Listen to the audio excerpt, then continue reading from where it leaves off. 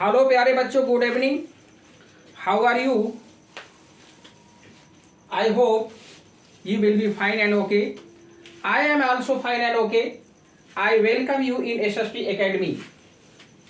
आज मैं distributive pronoun को कवर करेंगे। प्रोनाउन का पार्ट हमारा चल रहा है, जो विभाग सूचक सर्वनाम जिसे कहते हैं। एक प्रोनाउन को समझने में विद्यार्थियों को काफी कठिनाई होती है। वो एक वचन होता है कि बहुवचन होता है, इसको समझ नहीं पाते हैं।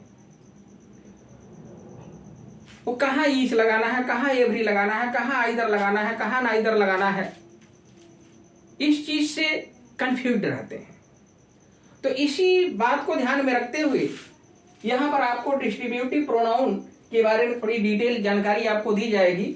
यहाँ ध्यान से समझने की कोशिश करिए कि आखिर डिस्ट्रीब्यूटिव प्रोनाउन का काम क्या होता है, वो वाक्य में आकर के किस तरीके की सहायक क्रिया का यूज करता है और कितनी संख्या व्यक्त करता है। तो यहां पर आप परिभाषा इसकी देख लीजिए कि वह प्रोनाउन जो वाक्य में आए हुए व्यक्तियों या वस्तुओं में से प्रत्येक का बोध कराता है। यानी 50 लड़के बैठे हैं तो 50 में से प्रत्येक एक एक को अलग अलग, 10 व्यक्ति बैठे हैं तो 10 में से प्रत्येक को अलग अलग। इस बात को आपको समझना होगा। भले ही 50 हैं लेकिन प्रत्येक कह दिया गया तो एक वचन हो गया।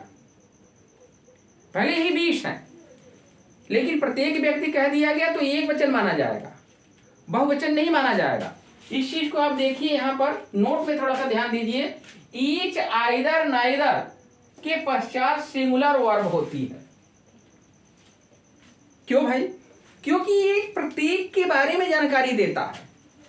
ईच, आइदर, नाइदर, प्रत्येक, आइदर या तो ये या तो नाइदर, ये नाइदर बताता है, दो में से कोई एक आप सिलेक्ट कर लो।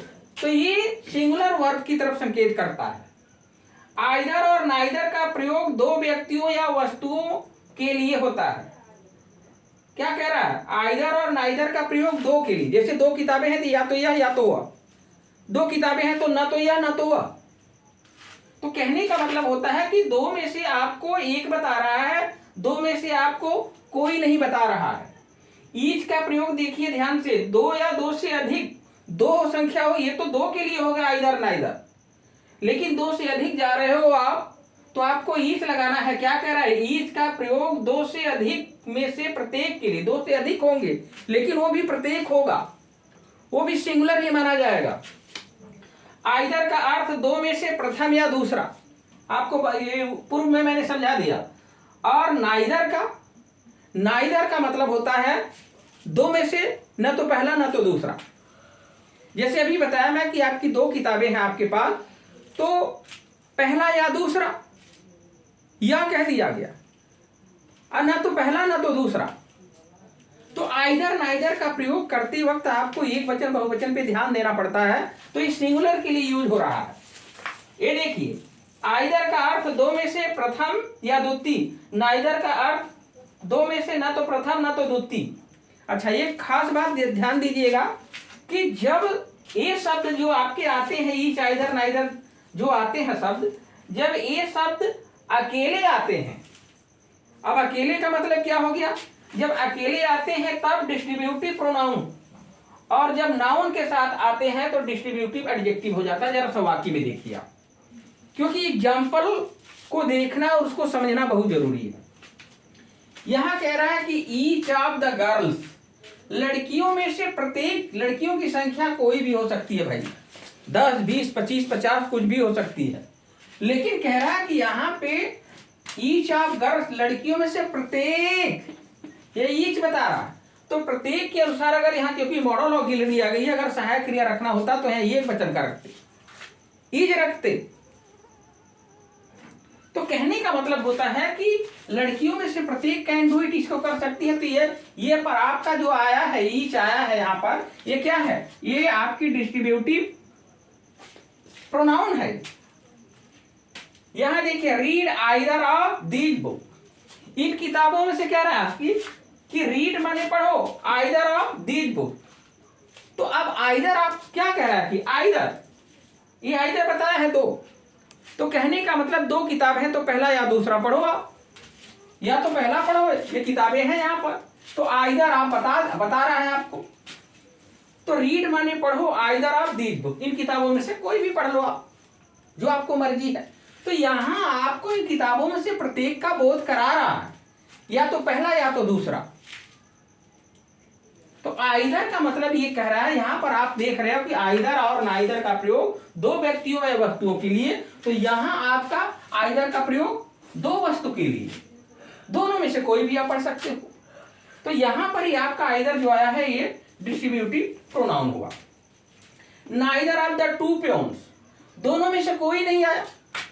संख्या कितनी है? दो में से कोई नहीं आया, ना तो पहला वाला ना तो दूसरा वाला। तो ये आपका कौन सा क्या कहा जा रहा है? डिस्ट्रीब्यूटिव प्रोनाउन हो गया। ये प्रत्येक का बोध करा रहा है आपसे। ईच ऑफ यू, आप में से प्रत्येक। अब देखिए यहाँ पे दो से अधिक संख्या हो सकती है। ईच ऑफ में क्या कहा है? ईच में क्या कह रहा है आपकी? ईच का प्रयोग दो या दो से अधिक के लिए हो सकती है। तो कहने का मतलब हो सकता है 10 हो 15 हो यू में, तो तुम लोगों में से प्रत्येक कैन डू दिस वर्क, इस कार्य को कर सकता है। तो कहने का मतलब आपको हो रहा है कि ये संख्या जितनी भी होगी उनमें से प्रत्येक को बता रहा है, एक एक को अलग अलग सिंगुलर। अगर यहाँ पे आने वाला वर्ब होता तो सिंगुलर होगा वो। मान लीजिए यहाँ कैन आ गया, अगर ईज है वार में से रखना होता तो ईज रखा जाएगा, हैज में से रखना होगा तो हैज रखा जाएगा, वाज वर्ब में से रखना होगा तो वाज रखा जाएगा। तो सिंगुलर वर्ब इसके साथ आ रही है। Either of you can go, तुम में से जितने भी दो हैं कोई भी जा सकता है। तो कहने का मतलब होता है कि आइदर ऑफ यू, आप में से कोई भी जा सकता है। अगर दो हैं तो दोनों में से निकल जाओगे। तो कहने का मतलब हो रहा है कि यहां प्रत्येक का बोध हो रहा है। अब यहां neither of the two rooms is Airy. अब देखिए नाइदर, दो कमरे हैं, कितनी संख्या बताया? आइदर और नाइदर को दो व्यक्तियों और वस्तुओं के लिए। तो कहने का मतलब हो कि neither of the two rooms, दोनों कमरों में से रूम्स कर दीजिए यहाँ पे। तो अब आपको यहाँ नाइदर, दोनों में से कोई नहीं, इसीलिए ईज लगाया। यहाँ रूम्स लगाया, इसका मतलब थोड़ी होगा कि बहुवचन माना जाएगा। अरे भाई दोनों में से कोई नहीं, ना तो पहला ना तो दूसरा। एयरी हवादार है, एयरी माने हवादार। तो कहने का मतलब न तो पहला वाला और न तो दूसरा वाला कमरा एयरी है। इज एयरी, इज आ गया। क्यों? क्योंकि दो रूम है तो आर होना चाहिए था, नहीं। ये कह रहा है कि दोनों में से कोई भी नहीं है। तो ये प्रतीक को न तो पहला ना तो दूसरा। तो सिंगुलर जो वर्ब है उसको एग्रीमेंट कर रहा है। तो जो वर्ब आता है वो सब्जेक्ट के अनुसार ही उसकी एग्रीमेंट होती है। जैसा सब्जेक्ट होगा उसी के अनुसार ही हम वर्ब को ले आते हैं। अब यहाँ पे देखिए खास बात आपको और ध्यान देना है। जरा सा आपकी गलती हो गई कि आप ये नहीं समझ पाओगे कि प्रोनाउन है कि एडजेक्टिव है, डिस्ट्रीब्यूटिव प्रोनाउन है कि डिस्ट्रीब्यूटिव एडजेक्टिव है। तो इस चीज को समझना बहुत जरूरी है। ये देखिए अगर ईच के साथ यह देखिए आप आया है, नाउन नहीं आया, इसी वजह से हम इसको क्या कर रहे हैं, नाउन आया भी है तो आपके बाद आया है। अब यहाँ देख लीजिए ईच बॉय सीधा लिखा, अगर ईच आप बॉय यहाँ कर देते तो तुरंत प्रोनाउन हो जाता। तो सीधा लिखा है each boy, each girl, each sister, each application. तो कहने का मतलब होता है कि ईच के साथ अगर नाउन सीधा आ जाता है, यहाँ मैंने लिखा है जब ये शब्द अकेले आते हैं, देखिए यहाँ पे ईच अकेले आया है, ये आप गर्ल्स को उसमें मत ऐड मान दीजिए, ये यहाँ पे बीच में आप आ गया है, जबकि यहाँ नहीं आया है, इसके साथ नाउन आया है। तो इसकी वजह से इसको हम क्या कहेंगे, डिस्ट्रीब्यूटिव एडजेक्टिव कहेंगे। तो ये ध्यान देना है आपको। और इसके बाद क्या कहा है कि जब ये शब्द अकेले आए हैं तब डिस्ट्रीब्यूटिव प्रोनाउन, और जब नाउन के साथ आते हैं तो डिस्ट्रीब्यूटिव एडजेक्टिव हो जाते हैं। तो अब देखिए नाउन के साथ आ गया each boy will get a book, यानी प्रत्येक लड़का पुस्तक पाएगा। तो लड़कों से प्रत्येक को कहा गया। तो अब इसको आप प्रोनाउन नहीं कह सकते भाई, क्या कहोगे, डिस्ट्रीब्यूटिव एडजेक्टिव कहोगे। ये अंतर, ईच बॉय या ईच गर्ल, ईच वुमेन। तो कहने का मतलब यहाँ की ईच स्टूडेंट, तो यहाँ प्रत्येक लड़का क्या करेगा, गॉट अ प्राइज, एक पुरस्कार पाया। तो यहां आपको ध्यान देना है हेल्पिंग वर्ब, इसके साथ आने वाली जो क्रिया होगी याद रखिएगा एक वचन की आएगी, इसके साथ भी आपकी एक वचन की ही आएगी। इंपरेटिव सेंटेंस यहां दे दिया गया है, ठीक है। Each of you, each of you is ready की आर रेडी, इज रेडी। तो कहने का मतलब होता है कि आपको नाउन और आपको नाउन, और इसके बाद अगर नाउन नहीं है, नाउन नहीं है तो प्रोनाउन है इसके साथ, अगर नाउन जोड़ दिया गया तो एडजेक्टिव। तो ये है डिस्ट्रीब्यूटिव प्रोनाउन।